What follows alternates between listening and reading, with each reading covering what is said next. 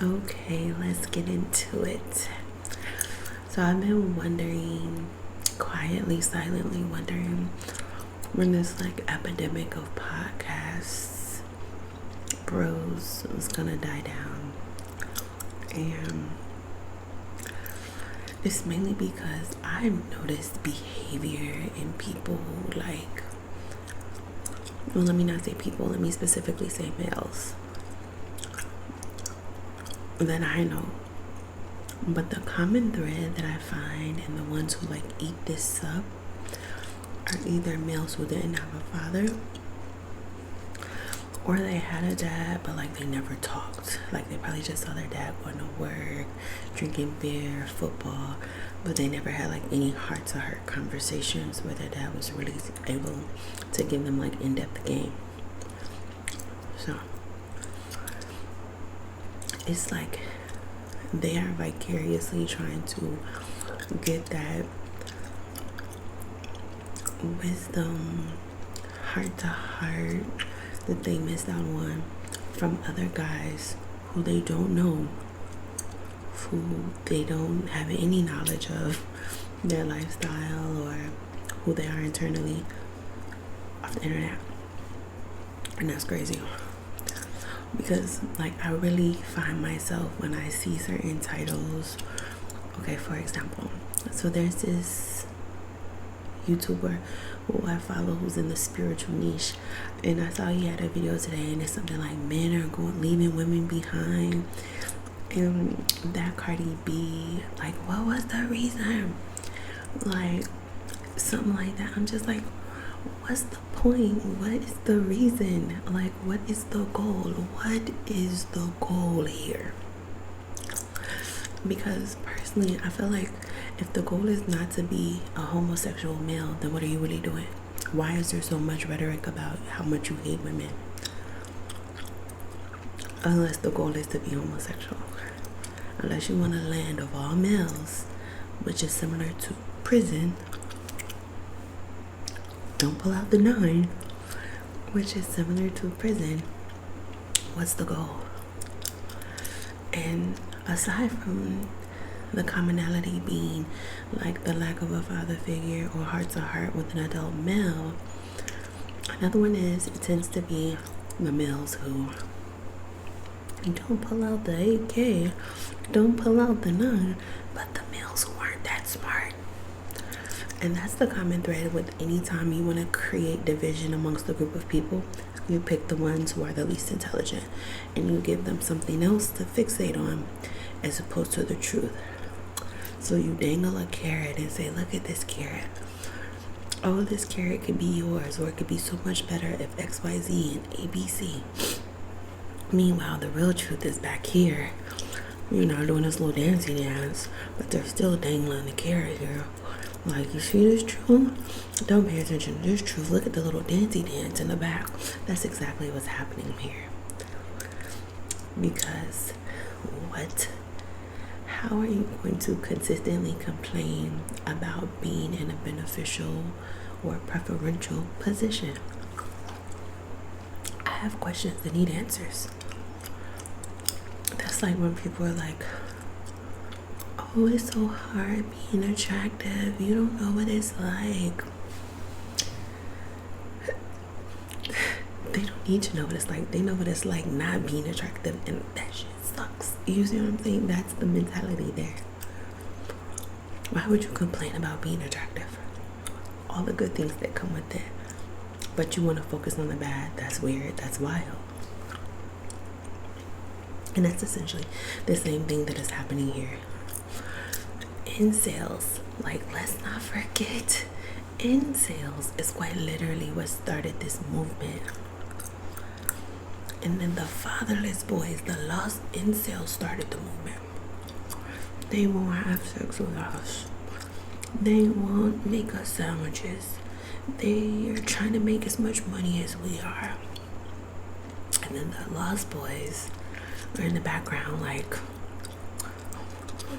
what are you saying? What are you saying? Oh, you look like you could be a good father figure. Please talk to me some more. And then they're telling them just cockamamie stuff that not realizing an incel, for those who aren't aware of the actual definition of an incel is an involuntarily celibate male.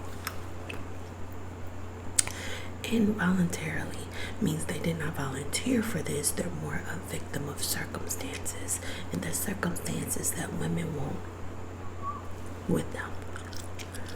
Okay, let's be very clear. That's the circumstance. Now, I understand that we are becoming this very free, sexually free society. It's a lot of males out here who want to explore that. Do your thing. But if you claim to be heterosexual, no, not claim. If you identify as heterosexual and you have no plans on changing that, why would you consume content that is telling you to hate the object of your affection? Make it make sense. Unless you're gonna go and love and wed and lie in bed with another male, hating the object of your affection that you desire to do those things with makes zero sense. Zero sense.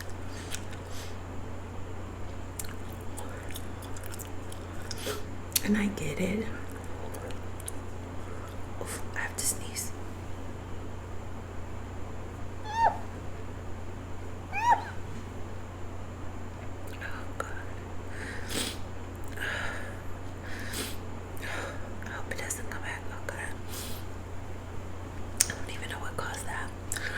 But I get it. If you don't have like this father figure or this particular figure you wanted to have in life, I get the desire to have them.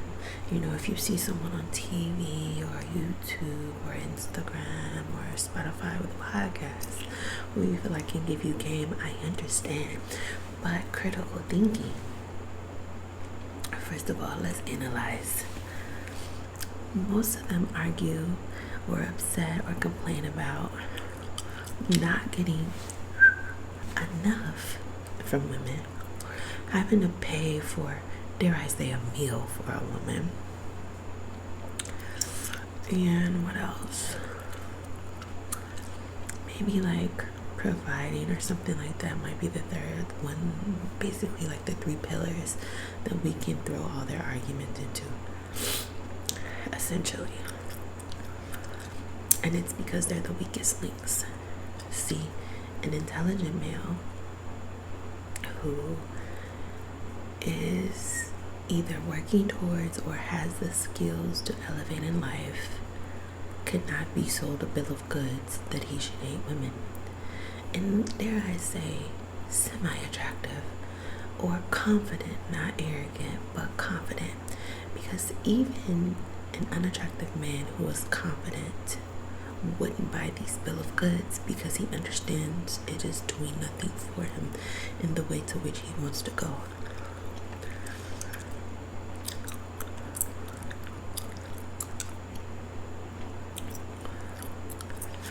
Some males are upset because the women they wanted made them feel small, and that's so crazy to me. That's such a fragile, weak mental. And I get, maybe I am also coming from a place of privilege because there aren't a whole lot of times that I can say I've been rejected, but I have experienced it. And never have I thought I'm gonna get them back for rejecting me. I've always thought, well, something about me or me as a whole is not their cup of tea. But I know a lot of people love this type of tea. So later, gonna go enjoy my life. But the limited mindset of a person who feels like they have to be attached to just one person, that is just that one person, or that person that they liked was the best they can ever have, let's not forget that one, is where it comes in and they're like, I have to get them back for rejecting me.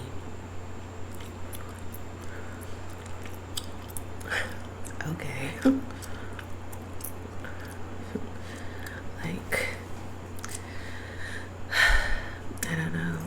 I do know. I'm just saying I don't know as a space filler, but intelligent, confident males who are able to critically think, who are also not desperate or in dire need of a father figure, do not eat this ish up that these other males are saying on podcasts and whatnot. Because just like there's like content where it'd be like, oh, Nicki, Cardi, Sierra, and Beyonce, they're singing all these single lady songs, but they go on with their men.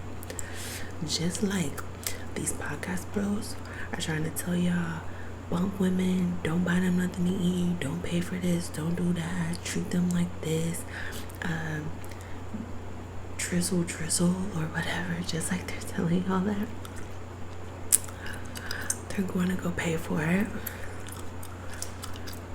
They're going to go pay for it from multiple women, because all that being on a platform talking to the masses does is put money in their pocket, and they're going to utilize their money to get the things that they couldn't have, like the women who would never pay attention to them. But now that they have something to spend, they'll get the attention. I can go on and on about this all day, but hear me when I say,